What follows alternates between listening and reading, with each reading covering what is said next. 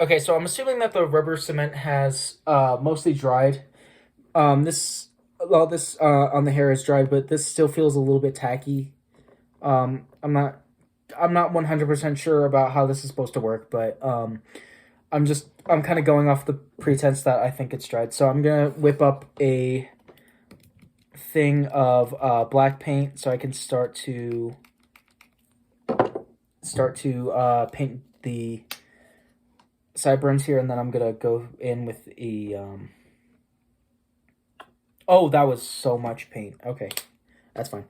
I'm gonna go in and start to brush on some of the black paint, and then from there I can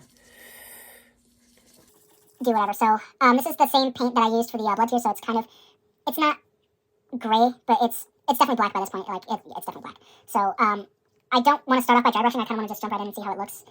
But I do kind of want to start with dry brushing. I'm not sure what I'm supposed to do here. So I guess I'm going to start by dry brushing and just see how it looks. And it's very, very dark. So, well, of course it's very dark. It's black paint. So, so I'm just trying to get, okay, so kind of stamping it on looks to be the way to go with this, because if not, it's just going to look really streaky, and I don't really want that. So I'm also going to try and get underneath the hairline, because there's parts underneath the hairline that I also need to reach. So from what I can see is that it does, in the images, it does look pretty, there is a lot of white spots, but it's not really supposed to be white, so that's kind of what's tripping me out about it. So I'm also going to get highlights on the ears, just really simple, getting up in those areas, especially in here, because I do want it to look a little more melted, so I'm going to get a lot of paint up in there. I'm going to start kind of dry brushing, making it look really streaky, especially behind the ears, and then I'm going to kind of follow it down. So, oh fuck, I just put my hand in wet paint, or wet, what can I use it? So, I'm also going to start trying to hit some of the more raised areas on the eyebrows, around the nose, kind of in here, especially the lips. I do want the lips to look a little darker. I don't know why, but there's blue paint on the lips, and I don't think that's supposed to be there, so I'm just going to try and cover it up as best I can. We're just going to do the same method as before, get in the hairline, because the hairline is raised for some reason. I don't know why the hell they did that, but there's a method to everybody's madness, I suppose, and it follows up the head here. Okay, so yeah, I definitely went on too dark. You can see it's just black there, so yeah, I fucked up just now, but it is what it is. Okay, so I'm going to try and spread it out more. I'm going to hit the highlights on the ears, behind the ears, and then just start going crazy all over the neck and whatnot, and then I'm also going to try to get some in here, because that's supposed to be burnt.